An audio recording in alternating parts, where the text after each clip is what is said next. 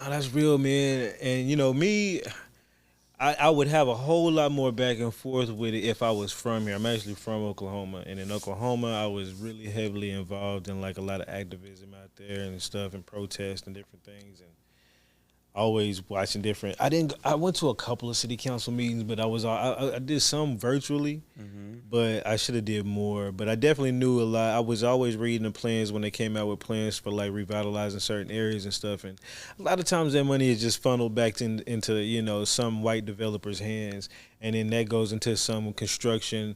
Whoever wins that construction workers, I mean, construction contracts Right. hands, and then that goes into eventually none of that money really makes it to the hands of the people. Maybe a few jobs come out of it if they throw some black people in those Right. jobs. You know what Some I'm some people saying? might get a few contracts here and there, but at the end of the day, it's eh, just because you don't live here or you're new here or not from here, as a man, we have to be able to, like, do you want another man to be able to make a decision to where you and your children, your wife are able to eat and able to live? You know what I'm saying? So we have to get involved. Like, we have to. These people are pushing us out of our communities. And as a man, how are we gonna sit there and look at our wife and say, "Hey, baby, well, I'm sorry, I wasn't at the meeting. I ain't know what they was finna do." You know what I'm saying? So I just feel like we gotta get Yeah. involved. And I'm not talking about you personally, No, no, but for real. as men, like all of us, like we have to get involved in the politics because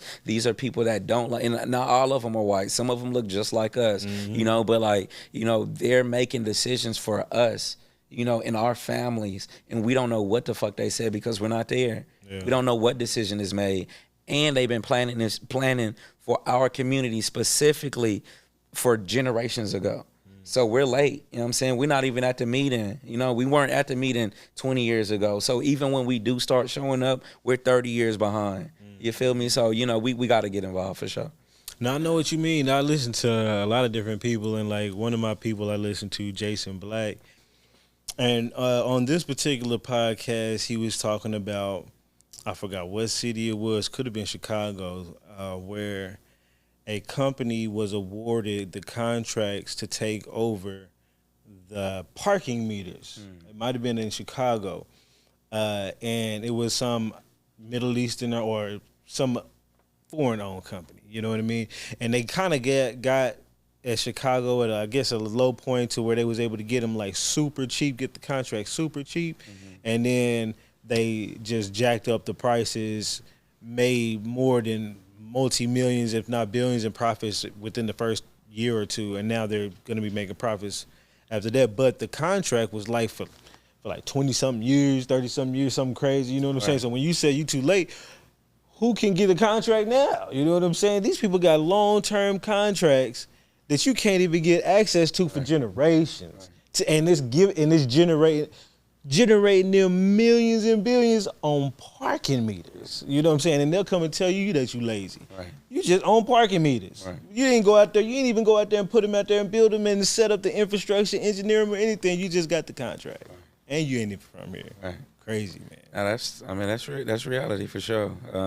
That's why we need representatives that will champion the people that have been here, and obviously making it an opportune place that for people that want to move here, do business or just live, a nice lifestyle here. But it shouldn't be one or the other. We should all be able to have access, if we want to, to things like that.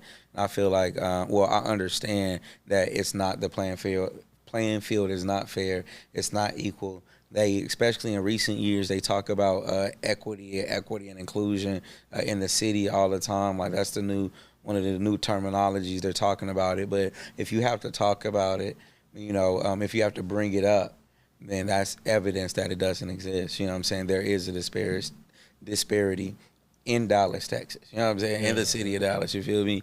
But yeah, so is but we have to, as a generation, we also have to make a decision and say, well, what lifestyle do we want to live? What conditions do we want to live? What society do we want to be a part of and allow our children to grow up in? And a lot of people just say, hey, and this is just where we grow up. It just is what it is, we don't feel like we can do something about it, you know, and we really can, you know, like you said, what if that's on the social media level or being hands-on, being on the front lines or being behind the scenes or whatever it is, or even just having a conversation and having spaces like this and podcasts like this to have these kind of conversations, man. I feel like there's different fronts that we could fight on. Everybody don't got to put their life on the line or lose their job or anything crazy like that, you know what I'm saying? Like, but we got to do something, though. Nah, for real, like, you know, but like this is real story, real talk. You know what I'm saying? But like beyond that, like this is like, you know, everyday people that have the power to change our communities. Like we don't even gotta wait on a politician.